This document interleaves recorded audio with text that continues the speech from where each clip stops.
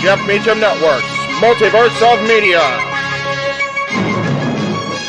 For over 15 years, the recognized symbol of excellence and the standard bearer in coverage of sports and entertainment.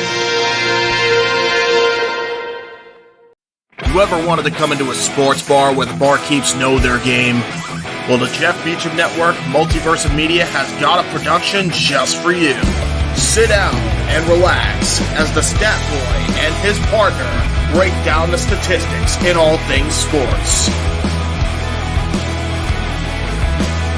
Whether it's football, basketball, motorsports, baseball, hockey, soccer, professional wrestling, mixed martial arts, boxing, and much, much more. All are welcome. Your barkeeps here keep you up to date and in the know of everything going on in sports, while also having a pleasant conversation about it all. Your host and owner of the bar, Stat Boy Mike.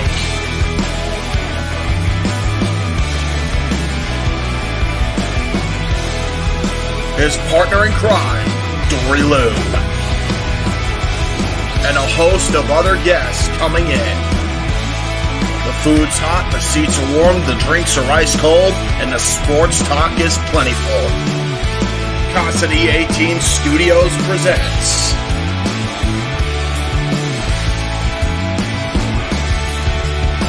Stat Boy Sports Bar. Take a bar stool and enjoy the show.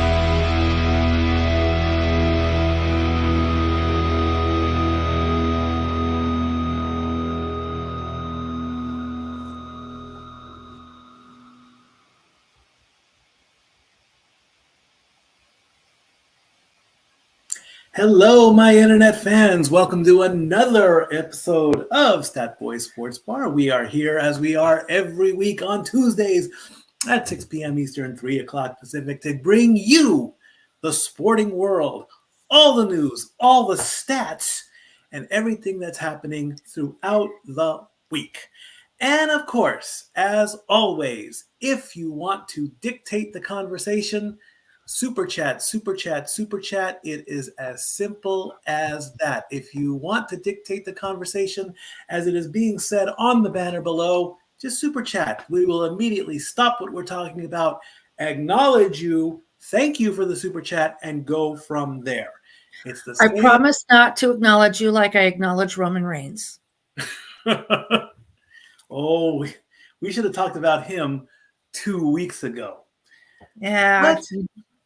A couple things that I did not talk about last week before we get into our normal lineup was that something that took place during the Super Bowl. This was a story that I did write down. I just forgot to put out. Apparently, there were reports that the 49ers did not know the rules of overtime prior to going into the game. However, the coaching staff had a contingency plan in place instead if the game did go to overtime, which it did. So there's a little bit of a balance of opinions on there. Some of the players were like, well, we thought we were going to just score game over. That's why we decided to receive the ball first in overtime, but they missed the fact that in the playoffs, under the new overtime rules, both teams get an opportunity to score. So that little thing did pop up. Also, we were aware of the tragic events that took place during the celebration in Kansas City. Dory, Lou, and I both send our thoughts and prayers out to Kansas City, and you guys will come back stronger than ever. As far as all the details of the story itself, I'm not all brought up about it. I've heard that Yes, Dory, you'll get it as soon. You have the news on that one. But it was for me. It was a very sad situation that something as happy as a team winning their championship gets taken. Something that overshadows it. So go ahead, Dory Lou. So what they have told us so far, we don't have motive. 2 juveniles were detained last week for resisting arrest and something else to do with firearms. And they just recently booked 2 adults for murder and multiple other charges, and they are both being held on a $1 million bail apiece. Unfortunately, one person is deceased from this incident, 22 others were injured, and a lot of them were kids. Yes. But all the injured the 22 injured are all expected to have full recoveries, yes, except for maybe some PTSD. Absolutely. So again, like I said, it's just really sad that a happy moment turned into tragedy. We don't know the why, and we're not going to speculate until we get facts from credible news stories, ESPN, local Kansas City affiliates, and things like that. Either way, again, sad. I believe it was a local DJ, only 22 years old, I believe she was. And so, yeah. Stat Boy Sports Bar is Kansas City strong. All right. So now let's get on into our lineup with what we normally do. We start with the world's oldest sport, and that is golf on the PGA Tour. The Genesis Invitational took place in Los Angeles, California, and your winner is Hideki Matsuyama. And this story comes directly from ESPN. Closing with 62 to win. The conversation began 7 years ago when Japanese star Hideki Matsuyama won his 4th PGA Tour title to pass Shigeki Maruyama, his mentor. Maruyama told him the ultimate mark was 9 tour wins, a record for most by an Asian-born player. Matsuyama had little reason to believe that would come Sunday at Riviera Golf Course. 6 shots behind to start the final round of the Genesis Invitational, Matsuyama delivered a record performance, 9 under 62, the lowest closing round by a winner at Riviera to achieve the record that really mattered. He now has 9 PGA Tour wins, 1 better than KJ Choi of South Korea. So congratulations there to Hideki. And the top 10, of course, was Will Zalatoris. We have a follow-up story on the next slide when we bring that up. Luke List, Aaron Hadwin, Patrick Cantlay, who battled the flu, Xander Schauffele, Harris English, Tom Hoge, Jason Day, and Tommy Fleetwood round out your top 10. The next event, the PGA heads south and travels down to Mexico for the Mexico Open coming up this weekend. Now, what happened during the tournament? Well, like I said briefly in a teaser on Open Mic Night, the greatest of all time in golf, Tiger Woods, decided to join up in the PGA Tour, but unfortunately, he only got through the first round. There he is in a golf cart being led away or driven away during the second round.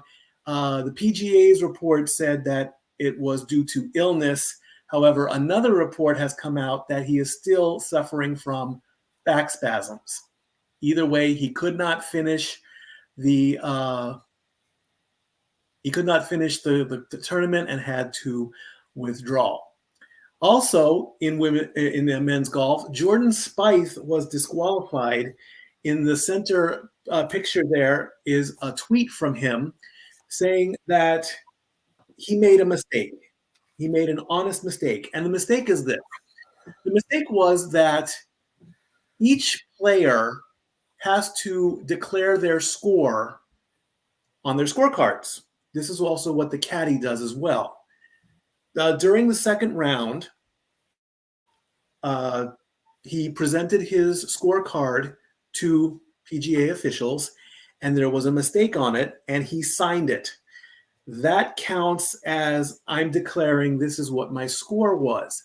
However, the score was incorrect. At least Jordan admitted to it. He said it was a dumb mistake, and he went to social media to own up to his mistake.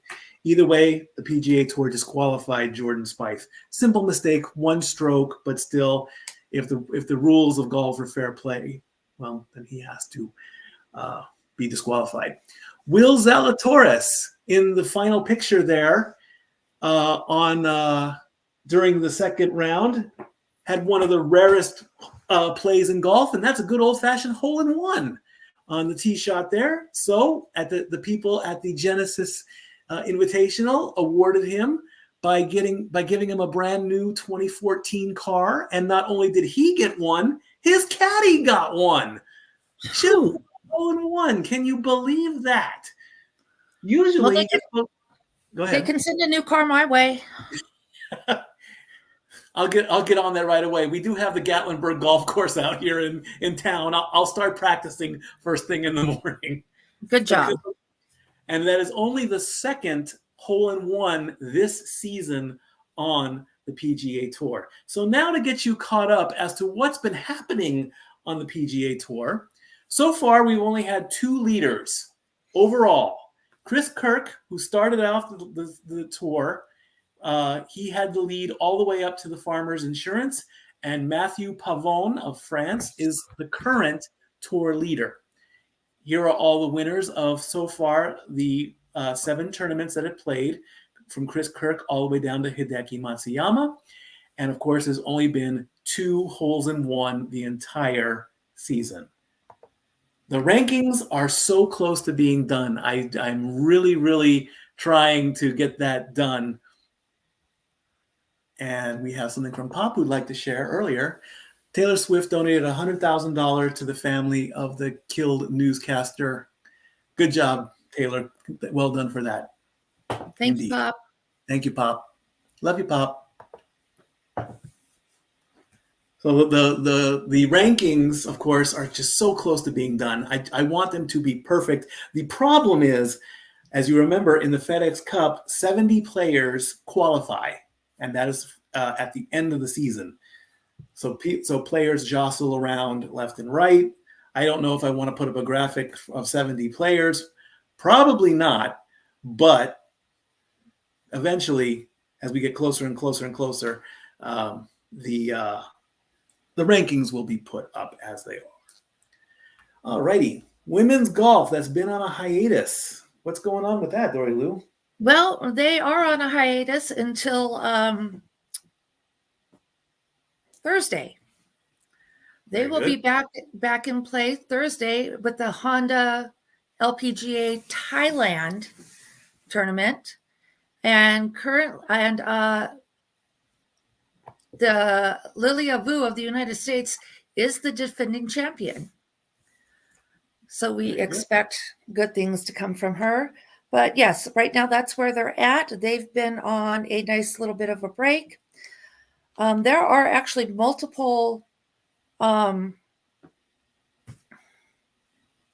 happening. Briefly, on the Drive-On Championship, which was January 25th through the 28th of this year, Nelly Korda and Lydia Ko tied with both minus 11 under par for first place. So that's what we've got there right now. You know what? Did you cover all the tournaments that happened in January? I surely did. It's okay it's like a refresher right now. It's bringing them back up to speed. Yeah, because unfortunately, between work and some health issues, I've had to miss a little bit, but at the moment, we're doing good. It's A-okay. So when the ladies get done in Thailand, they come back into the lineup, just as always, right after the men do. Indeed. Yep. All right. The next longest sport that's been in existence, of course, is tennis. The men have played in 3 tournaments, starting with the ABN AMRO Open in Rotterdam, Netherlands. Your winner is Yannick Sinner. This story comes from ESPN. Yannick Sinner won the AABN AMRO Open on Sunday in his first tournament since capturing the Australian Open title. The top-seeded Sinner, playing his second straight Rotterdam final, beat fifth-seeded Alex de Minaur in straight sets 7-5 and 6-4. Sinner hit 23 winners and prevailed despite wasting a break advantage in both sets. He's also extended his perfect record against Alex de Minaur of Australia, 7-0. So we have you can't really call it a rivalry, but Sinner keeps winning. So this is now his second tournament this season, and I believe he is still the number one player overall.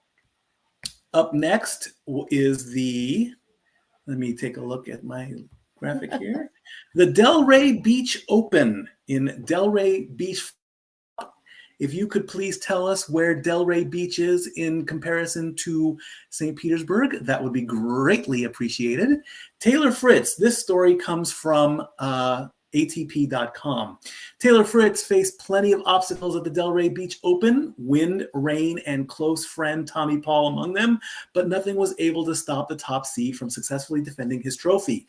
Fritz defeated Paul 6-2, 6-3 on Monday to become just the second player in tournament history to win the event 2 years in a row, joining Jason Stoll, who accomplished the feat in 1996 and 1997. The final was delayed by a day due to rain, and it was windy through the week. Wow, rain in Florida. What a concept. Well, Mikey, to answer your question, see if this helps you here. Delray Beach is on the southeast coast of Florida, and they are part of Palm Beach County. Does that narrow it down for you at all? I believe so. Okay. I think it does.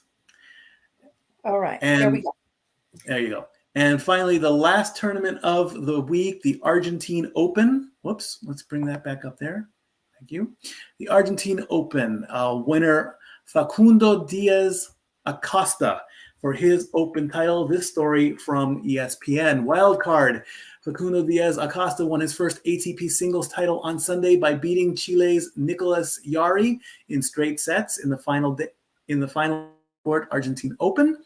The ATP said that the 23-year-old Argentine became only the second left-handed champion after Rafael Nadal at the Buenos Aires tournament. Diaz Acosta began the week with a career-high ranking of 87. He is set to rise to number 59 as the rankings were released yesterday. So congratulations to that. More tournaments are coming up next week. All righty, let's take a look at what the ladies were up to in tennis. Take it away, Dory Lou. So the Qatar Open, it's Qatar Total Energies Open, happened over the period of February 11th through the 17th, and Iga Swiatek got that win. She won. She took 4 wins during that tournament to capture the title, and she's actually won 23 of her last 24 matches since last summer. So she is on a coming up for the ladies. They are currently in the middle of the Dubai Duty-Free Tennis Championship. And they are down now to a round of 16, and some of those are going live right now.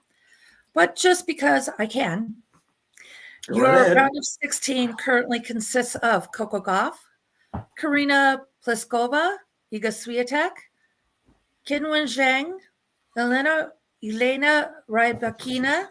I should know some of these names. Some of these may be familiar. Jelena Ostapenko, Anastasia Potapova, Elena Svitolina,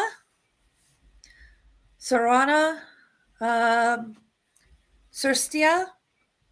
I hope I'm saying your names right. If I am saying them wrong, my sincerest apologies.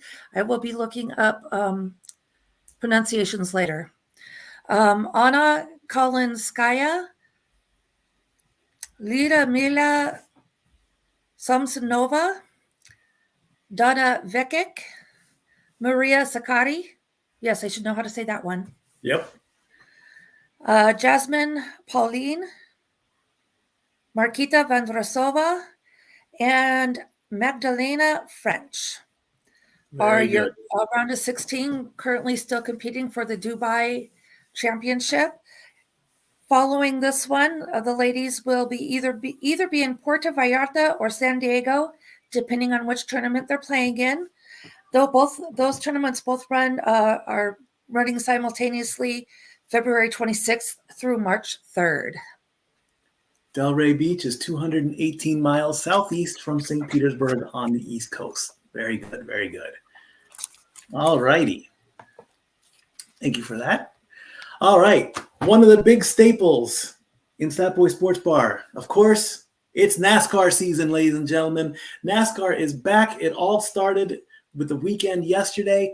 Unfortunately, the big race, the Daytona 500, had to be pushed back. But the first race of the season, which is the Clash at the Coliseum.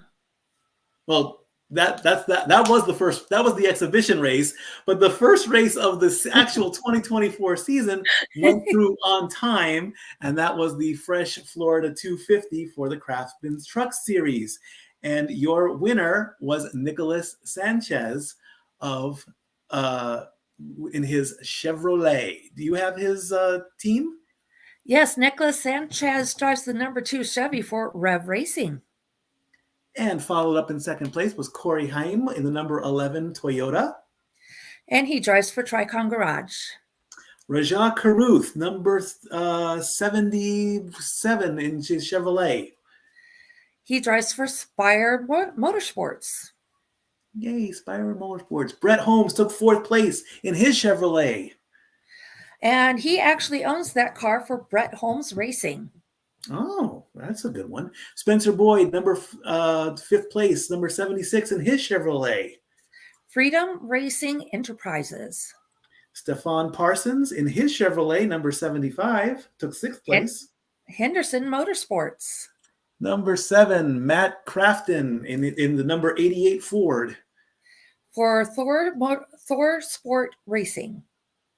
Timmy Hill in the number 56 for Toyota. Again, he's another owner-driver for Hill Motorsports. Brian Dezat in the number 26 Chevrolet. No, it's the number 28, I believe. 28.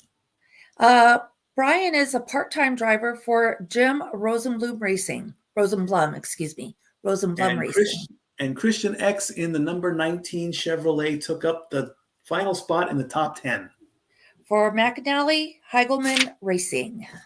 So, of course, they race and they score points. Tyler Ankarum is your number 1 driver right now. He drives a Chevrolet. He is the current leader at 43 points.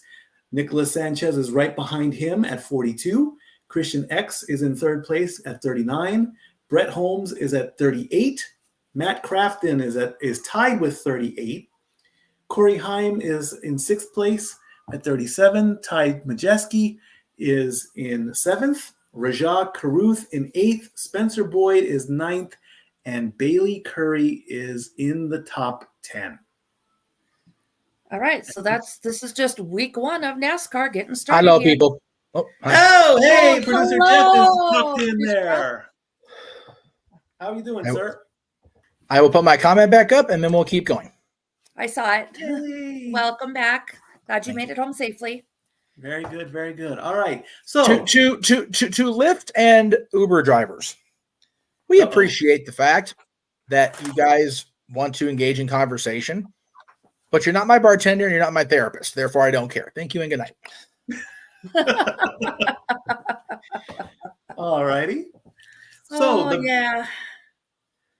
Now the Infinity race took place after the Daytona 500. There was a scheduling thing. Xfinity race.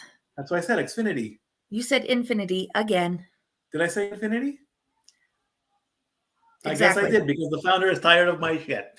All right. So the Xfinity United Rentals 300, which took place after the Daytona 500 due to the rain, of course, that happened, and your winner was Austin Hill in his number 21 Chevrolet. Who does he drive for? Well, the first, he drives the number 2 Chevrolet for Hattori Racing Enterprises. Oh, interesting. NASCAR has him as number 21. Okay, maybe I wrote it down wrong. If it is, my bad. All right, no Go worries. carrying on. Sheldon Creed took second place in his number 18 Toyota. Hendrick Motorsports. Parker Retzlaff took third place, number 31 in his Chevrolet. GMS Racing. Jordan Anderson took fourth in his Chevrolet. He is a owner part-time driver for Jordan Anderson Racing. Chandler Smith took fifth place in his Toyota. He drives the 81 Toyota for Joe Gibbs Racing. Riley Hurst, sixth place in the number 98 Ford. For Stuart Haas Racing. My number one guy, even though when we get to the big race, John Hunter Nemechek in his Toyota. Oh, number 20 Toyota. He is actually driving only part-time for Xfinity this season for Joe Gibbs Racing. Justin Allgaier in the number 7 Chevrolet. For JR Motorsports. Brandon Jones in the number 9 Chevrolet. Back to Joe Gibbs Racing. And AJ Allmendinger in the number 16 Chevrolet. And he's driving Xfinity full-time for Colleague Racing. Very good, very good. So just like that, those races, that's you score points again as normal, and then you get yourself to the playoffs as you're supposed to. Finally, it happened, with big emphasis on the word finally, because a huge rainstorm for 2 days just made the track undrivable. So they had to push back the race to yesterday, which worked out for me since I had a day off. And of course, Dwayne "The Rock" Johnson was the Grand Marshal. And so he graciously stayed in the Daytona area because he wanted to give those classic, iconic 4 starting words: drivers, start your engines. Indeed. And if you're new to motorsports, and we primarily cover these 3 for NASCAR, but if we see something big in some of the other motorsports, we try to make note of them as well. But the Craftsman Truck Series runs generally on Fridays, with Xfinity Series on Saturdays, and the ever popular Cup Series is generally on Sundays. Indeed. So it's a great American race at Daytona International Speedway. And of course, the race started beautifully until my guy, who's supposed to stay in Xfinity, but I guess he wanted a shot at the big run. Lap 6 was when a little crash took place. It wasn't the big one. It was a little one. But still, it took out her favorite driver. Shame on you. It took out Austin Dillon, number 3. 6 laps in, friends. Oh, what a rough race. But and as we got closer to the end of the race, well, let's just say they changed the name of the Great American Race. The Great American Race to the Great American Salvage Yard. On lap 199. 192. 192 was there was the big one. Lap 192. So they only had 8 laps to go. Huge. Took out half of the contenders. 18 cars out on this one. Unbelievable. Luckily, nobody was hurt, thank goodness. Just a lot of broken fenders and scratched paint and everything. And your winner, because of lap 199, I mean, literally there was a tiny little get together at the very end of the race. But the white flag had come out. The white flag had come out. That counts. Your win, 2024 Daytona 500 champion, number 24, William Byron. He had just the line when the white flag came out and the yellow flag came out. No overtime necessary. The NASCAR says, you're the winner. Who does William Byron drive for? William Byron drives for Hendrick Motorsports. A 9 Daytona year race drought for Hendricks has been snapped. They are definitely the king of when it comes to ownership. Alex Bowman in his 48 Chevrolet. He happens to be teammates with William Byron for Hendrick Motorsports. A two-team sweep by Hendricks. Christopher Bell in his number 20 Toyota. Well, obviously it's a Toyota, so he doesn't drive for Hendrick. He drives for Joe Gibbs Racing. Corey LaHoy, number 7 in his Chevrolet. Spire Motorsports. Bubba Wallace, number 23 in his Toyota. 23 XI Racing.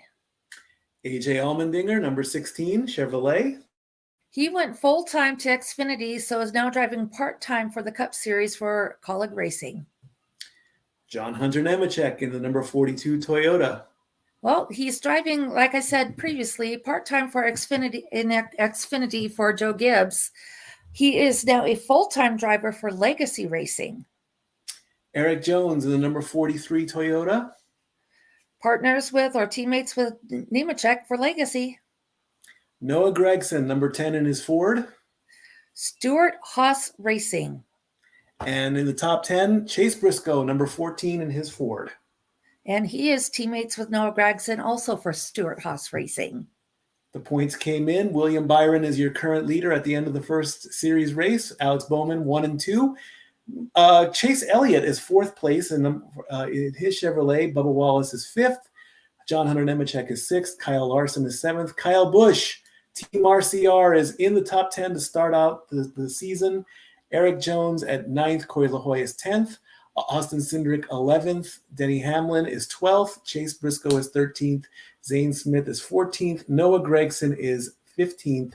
And Martin Truex Jr., the regular season champion from last season, is in the top 16. And this is where you want to be. You want of position 16, because if you are below it when it comes time for the playoffs, you are not eligible to win.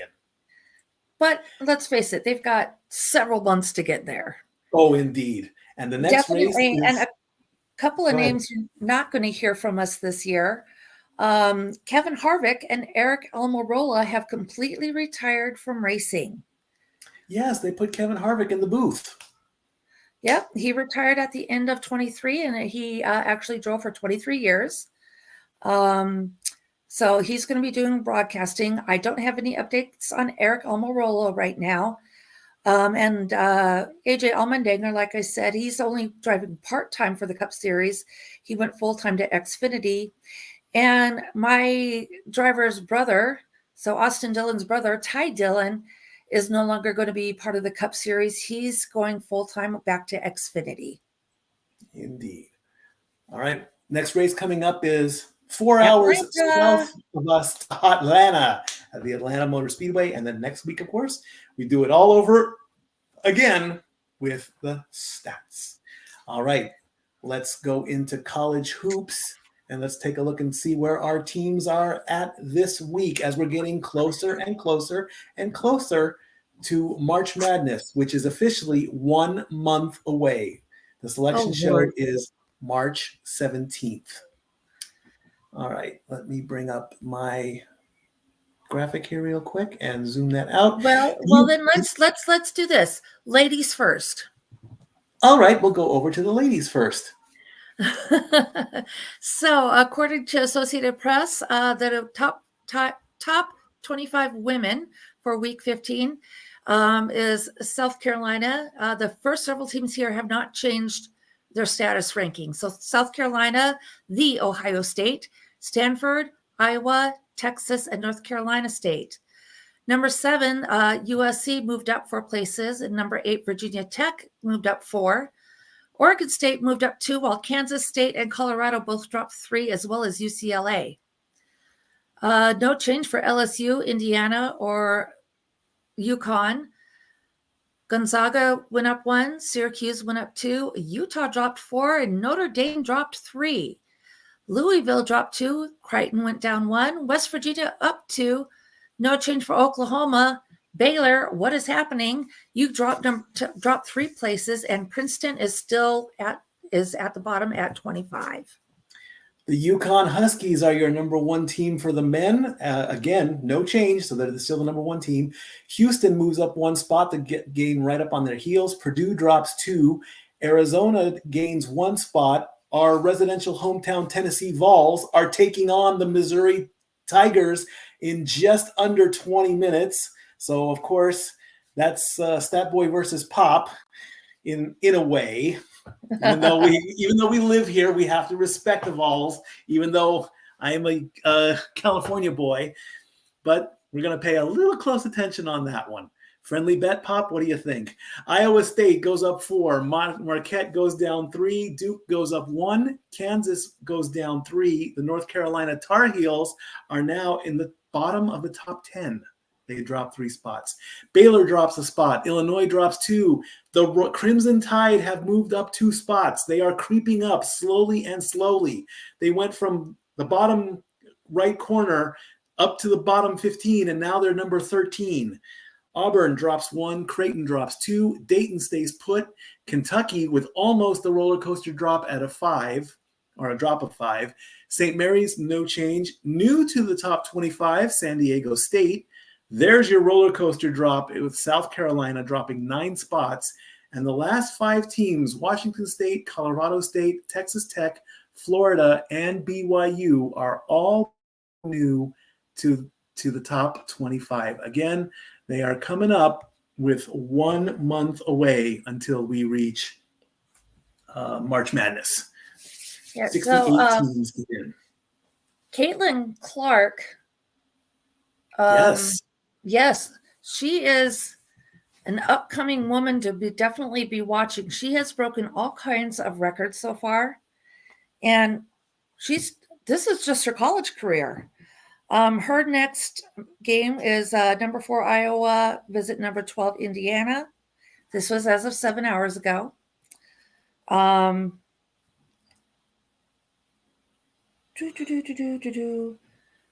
She's, like I said, she's been breaking records. She's tracking to become the women's all-time leading scorer. There's a question with the Athletic if she's going to pass Pete Maravich. Impressive. She's from Just Women's Sports. Dawn Staley praises Caitlin Clark, saying she's the best player in college basketball history.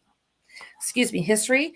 And she didn't just say that was in best female basketball player, just the best basketball player, period. But can she shoot 3-pointers? She broke a Fanatics NIL record, which I'm top selling college for name, image, likeness. If you didn't know what NIL is,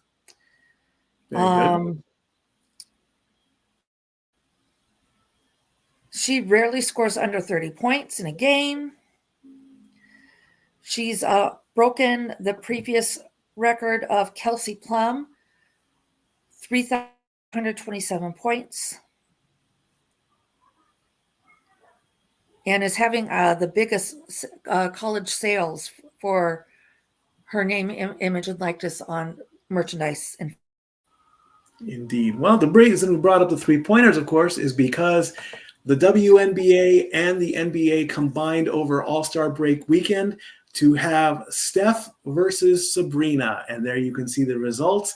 Steph Curry defeated Sabrina Ionescu in a 3-point challenge. It was by the mere margin of 3 points. Sabrina went first, and right from the start, she was hot. She only missed she didn't really miss that many shots. And apparently now the 3-point contest has been altered. Usually it's 5 stations of racks with basketballs. And of course, the final basketball is called the money ball. And the most you can score is 30 points because there are, it's 4 regular basketballs, and then the money ball for 2 gives you 6. 5 stations gives you an opportunity to score 30. 30 is the best you can do. Apparently, they added a new, farther basketball attempt. They called it the Bill Rudd because apparently it was even farther back, and now those were worth 5 points each to give the potential of 30 points in the 3-point contest. Neither Steph nor Sabrina did sink one of those shots. If they would have hit one of those, it was game over. So Steph wins the 3-point contest. They gave him a championship belt, as you can see there in the picture. And now there is talk of having them do this again next year with Caitlin Clark being the contestant. We'll do Steph versus Caitlin next season. Why not? I say go for it. There you go. Indeed, indeed. We are going to take a quick break before we go into other news that Dory Lou has. And then it's our main event, which is hockey, because football is done for the season. NFL. Yeah. Get it straight. The NFL is done for now. The NFL is done. We'll do the we'll do the hockey documentary commercial, come back with the NBA power rankings and playoff preview, and then we'll go into our meat and potatoes for the season until the UFL starts, and that will be hockey. So here is the Gary Hebert 1 in a Million documentary. We'll be right back.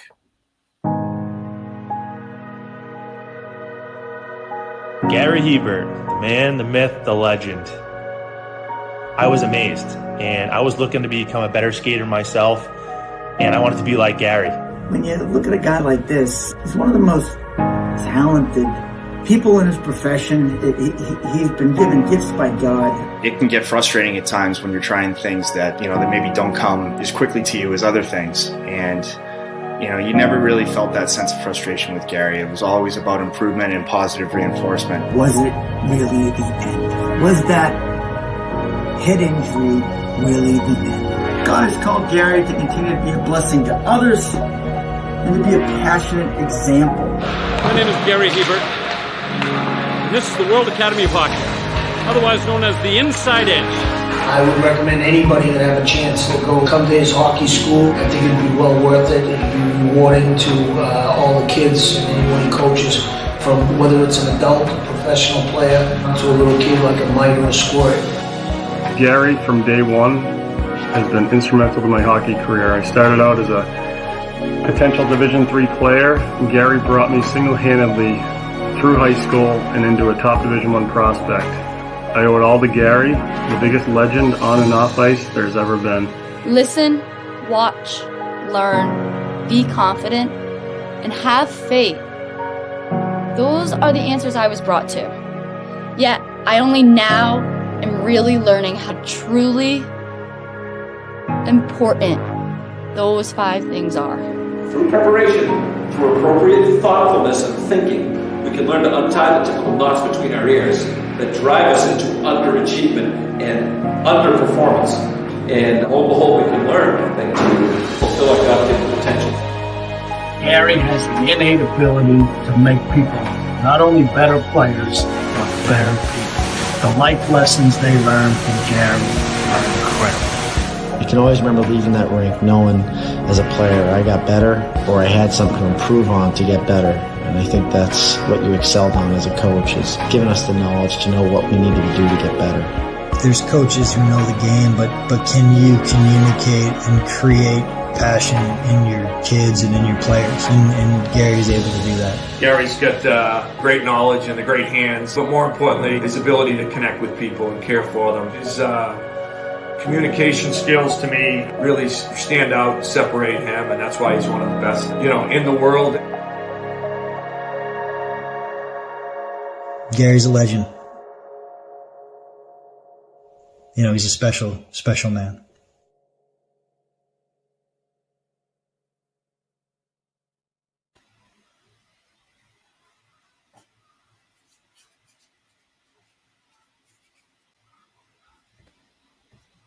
Indeed, he is a very special person, and we thank him for allowing us to promote that documentary, and we still can't wait to see it when it comes out. All righty, let's take a look at the current basketball rankings. Where is it? It is right there. Here it comes. The Boston Celtics are still your number 1 team for 10 weeks straight at 43-12. Dory's Minnesota Timberwolves are second place in for 2 weeks at 39-16. The Oklahoma City, there you go. She howls at the Minnesota Timberwolves. Oh. Oklahoma City at 37-17 at 3 weeks. They stay put. The LA Clippers are in a tie with the Cleveland Cavaliers at 36-17. The Clippers have the advantage at 118.3. They move up one spot. The Cavaliers move up one spot, and the defending champion Denver Nuggets at 36-19 drop 2. My bandwagon hopping Milwaukee Bucks are at the top of column 2. They stay put for 2 weeks at 35-21. And the Phoenix Suns are in a tie with the New Orleans Pelicans at 33-22. Suns have the slight advantage at 117.6. The Knicks are also tied with those two teams at 114.5. They drop 2 spots. Philadelphia at 32-22, and Denver round out column 2 at 32-23. They stay put for 2 weeks. Sacramento starts off column 3, 31-23. They did not move.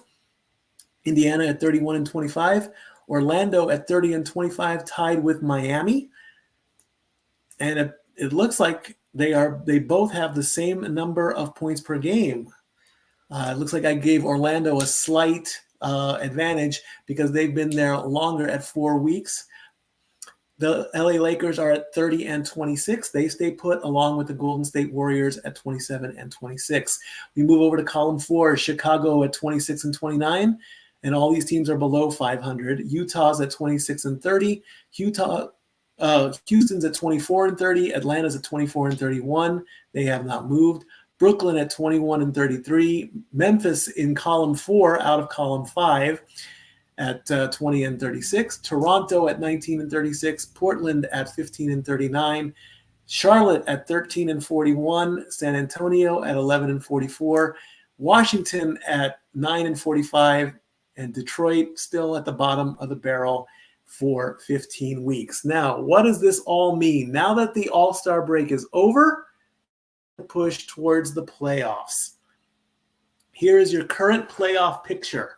Here's how it works. It goes by conference. The top 6 teams in the Eastern and Western Conference are automatically guaranteed to play in the NBA tournament finals or NBA playoffs.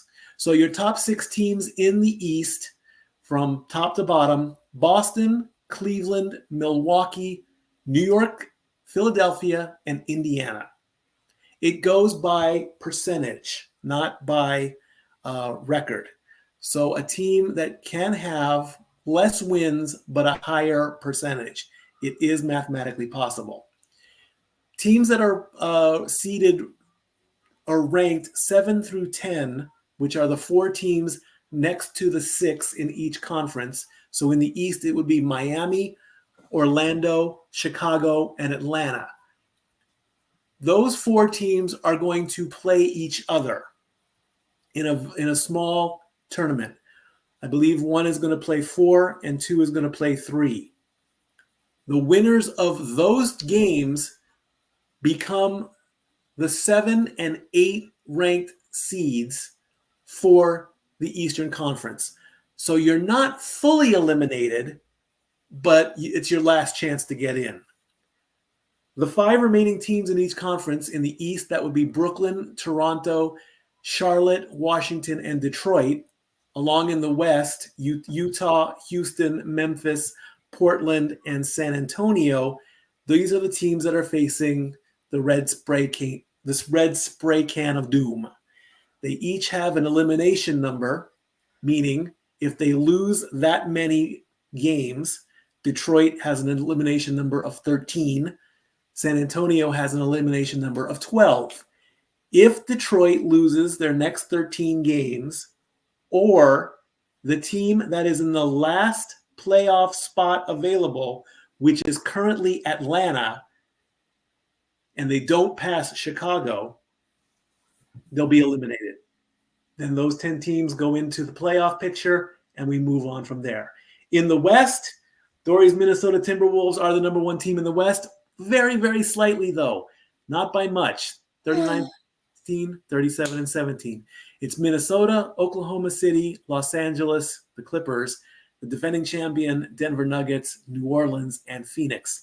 The play-ins go to Dallas, Sacramento, Los Angeles Lakers, and the Warriors. So right now, the Lakers, which is the franchise team in basketball, because of LeBron James, of course, they've got a lot of work to do. They would have to play, get through the regular season, stay where they are, and move. The place you want to be is the top 6. You don't want to have to get your team in gear there. If everything went the way it was supposed to statistic-wise, and the number 1 seeds win, it's Boston versus Minnesota right now. And that'd be one great matchup. In his honest opinion. It'd be even better if Minnesota wins the NBA Finals. That's for certain. I'll have to take a few days off work if that happens. Oh, yes, indeed. Indeed. Oh. And just imagine us covering the championship game for Minnesota. That would be so difficult to remain biased, but it can be done with a lot of rehearsals anyway. All righty. We'll see what happens. That's all I have to All say. right. Before we go into hockey, I think you had some other sporting news you wanted to report? Well, yes. So the UFL, which is the Spring Football League, and it was formerly, we had the USFL and the XFL. They have combined to become the United Football League, or the UFL. Mm-hmm. This is still, it's only an 8-team league, and they will be playing for 10 weeks with kickoff starting Saturday, March 30th at 1 p.m., the Birmingham Stallions at the Arlington Renegades. And it doesn't tell me. Okay.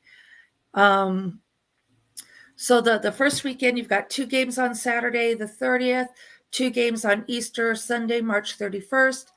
On Saturday, it's 1 p.m., Birmingham Stallions at Arlington Renegades. 4 p.m. it will be the St. Louis Battlehawks at Michigan Panthers. On Sunday at noon, we have the DC Defenders at the San Antonio Brahmas.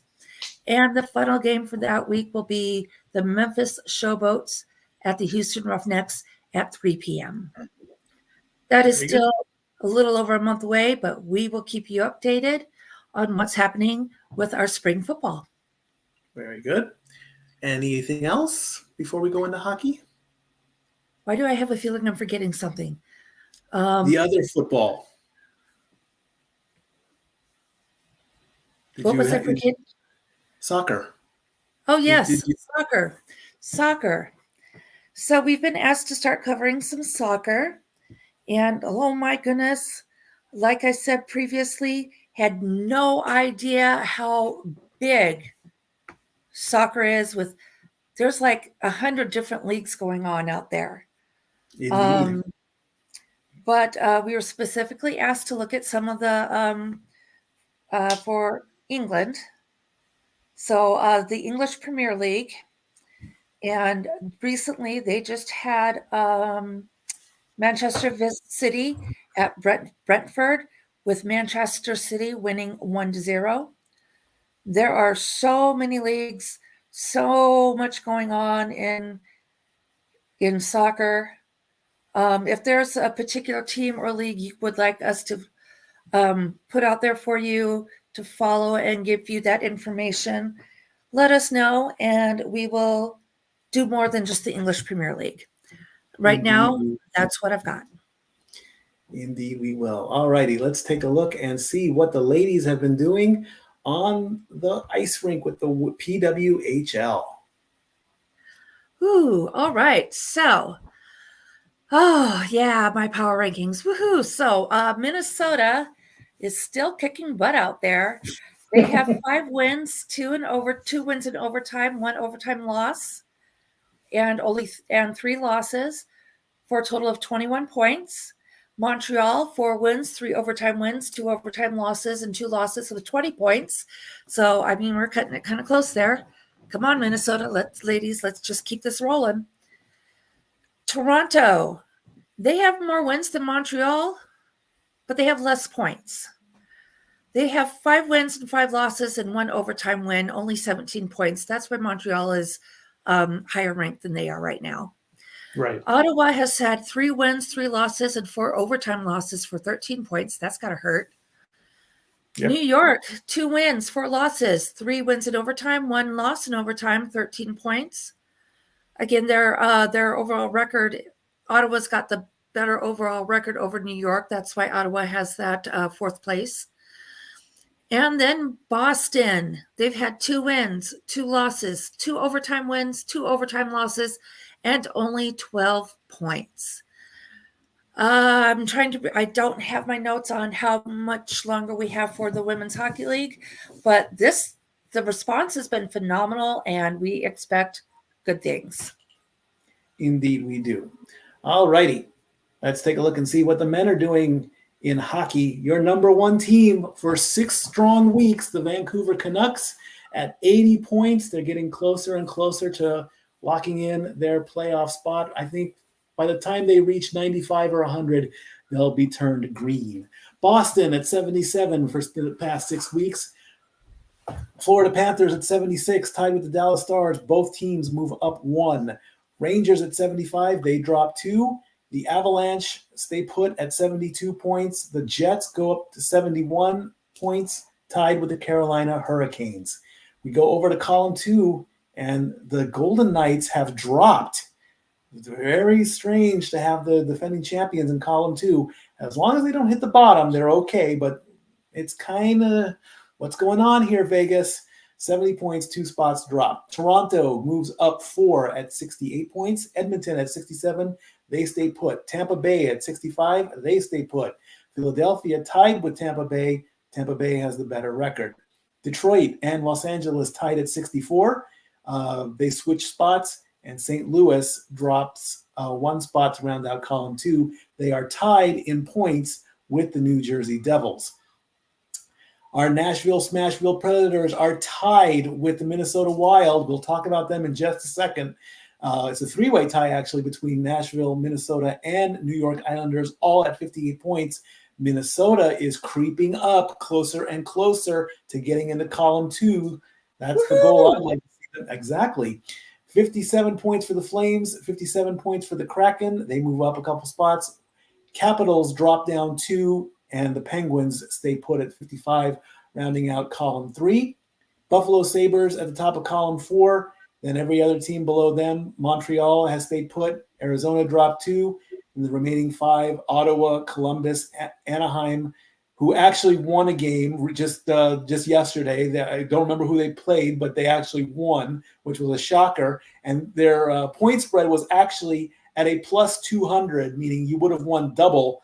Believe me, I want to make a bet so bad on FanDuel.com that I'm chomping at the bit to do it, and it will happen at some point.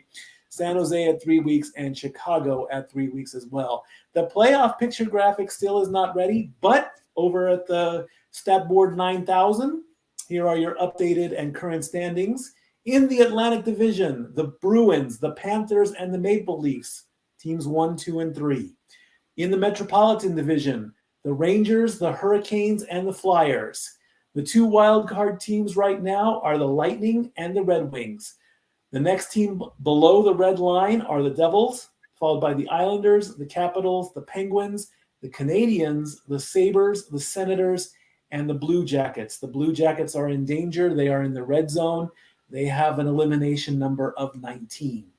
In the West, in the Central Division, Dallas, Colorado, and Winnipeg, top 3 spots.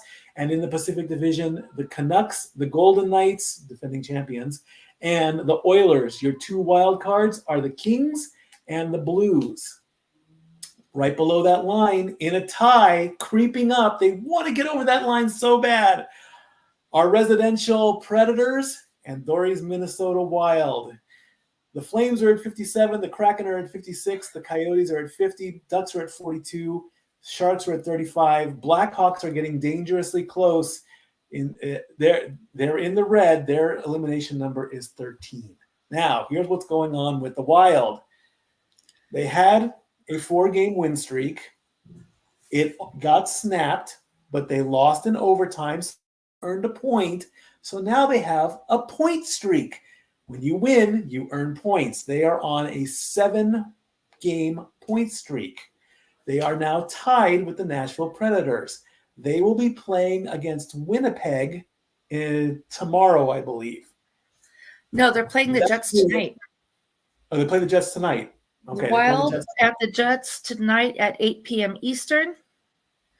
The Predators also tonight at the Golden Knights at 10 p.m. Eastern.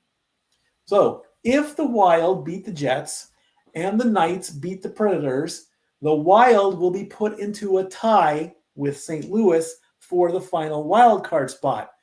Unfortunately, tiebreakers are broken by number 1, games of number played. I believe that St. Louis is idle tonight, so they'll have what's called a game in hand, meaning that if Minnesota wins, they'll still be tied in points, but St. Louis will have the slight edge.